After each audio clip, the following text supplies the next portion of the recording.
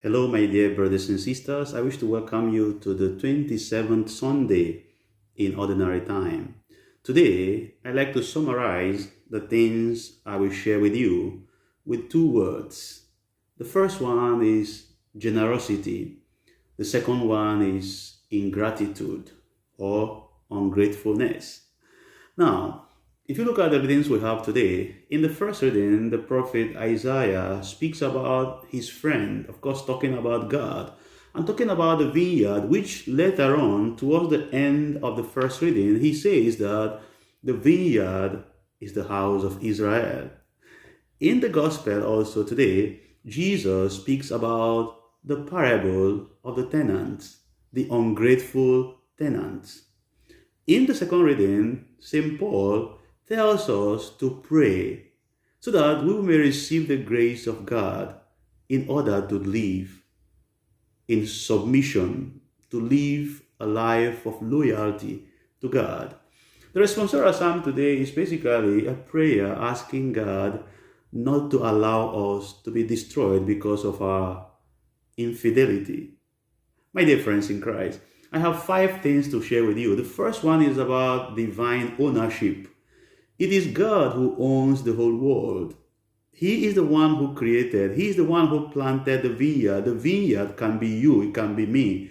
It is God who created us. It is not Big Bang Theory. It is not evolution. It is God who created us from nothing to something. The readings we have today speak to us about divine ownership, divine generosity, the extravagance grace that God gives to us. It is so wonderful if we think about this. The generosity of God is boundless. His mercy is infinite. His love for us is unconditional. The second thing to think about, dear friends in Christ, today is that God empowered us and nourished us, enriched us. He gave us everything. Look at the first reading. The landowner prepared everything, made sure the soil is fertile, planted the choicest fruit, the choicest plant. He did everything, just like in the gospel also. Look at this beautiful passage in the gospel that we have today. The master did everything, put on the hedge, put on the tower, put the wine press, and went on a journey. All these things are symbolic. The hedge, the tower, represents divine security. God secures us. Have you thought about this? Do you know that no other human being can read your mind? Do you know that?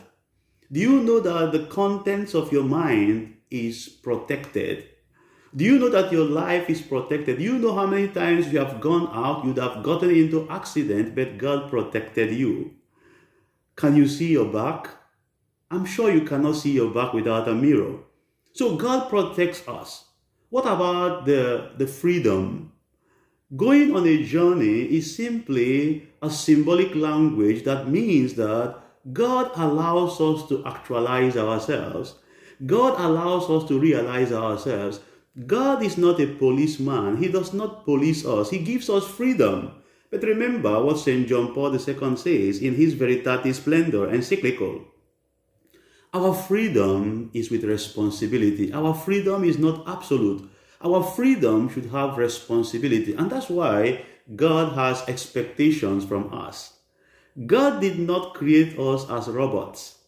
He did not create us like something you press and it goes. No, we are free. But in our freedom, we are going to be, accountable. So look at that passage in the gospel. It's so beautiful. How God has prepared us, empowered us, nourished us, equipped us, enriched us. God has given us everything. He has given us love. We are capable of loving. There's no human being that is incapable of loving. We only choose not to love. God has given us life. What is more important than life? The sacraments that God gives to us, the teachings, His Word, the Bible. Check your family, everything that God has given. What is our response? In all these things that God has given, of course, He has certain expectations from us. He expects us to grow. God did not create us to be, retarded, to remain in stagnation, to be backward. No, God created us to grow. Are you growing spiritually? Are you growing physically? Are you growing mentally, emotionally? Are you growing at all? God created us to be faithful. He expects us to be faithful. He expects us to be fruitful. But in all these things, what do we give back to Him? Look at the first reading today. What is our response?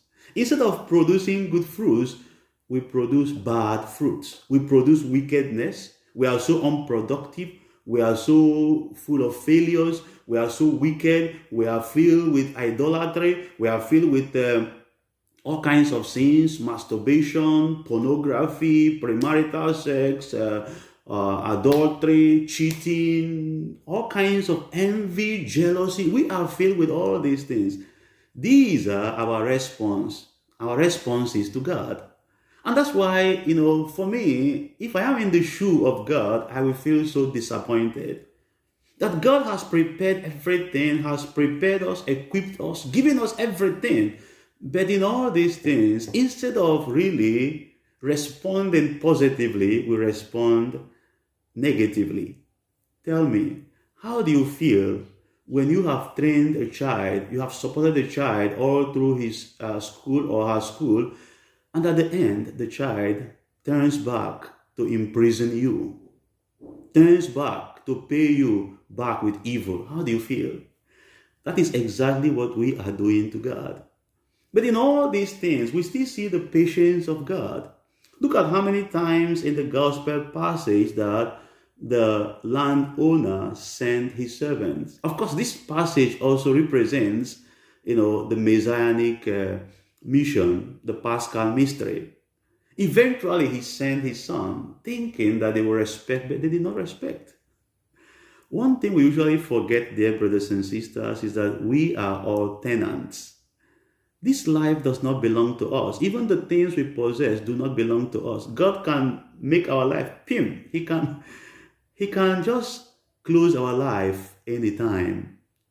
We forget this. We don't remember this. And that's why we live like everything belongs to us. Nothing belongs to us. Even your life, even my life, does not belong to us.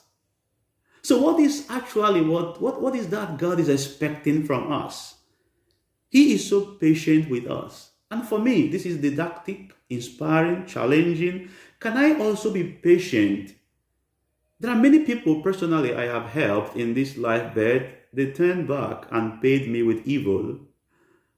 But the thing is that what is the motivation of God? The motivation of God is love. If we have the right motivation in being generous, no matter the negative response of those we support, we'll never stop helping other people. It's all about the motivation. Now, what is the response that God is expecting from us? What are the fruits? To love, to be kind, to be gentle, to show solidarity, to be merciful, to be compassionate. Name them, to be forgiving. All these things are the fruits that God is expecting from us. What fruit are you going to bear today? Those who speak bad words, can we begin to bear the fruit of being gentle in our words? Those who betray other people, can we begin to, bear the fruit of loyalty, the fruit of, faithfulness? Those who spread wickedness, can we begin to bear the fruit of kindness? Those who spread all kinds of hate, can we begin to bear the fruit of love? Those who spread all kinds of discrimination, rejection, and all that, can we decide today to bear the fruit that is accommodating, welcoming, accepting everyone? My dear brothers and sisters, there's no one who has any right or any excuse to say that he or she is a failure. You cannot be a failure. Because God has equipped us. He has prepared us. He has empowered us. Nobody has the right to say, oh, I failed. Remember, there will be an end to all these things, including our lives. And at the end, God will ask us to give account of how we have used the things, the talents, the time, the treasure He has given to us. He will ask us for the report. God bless you. I will tell God about you.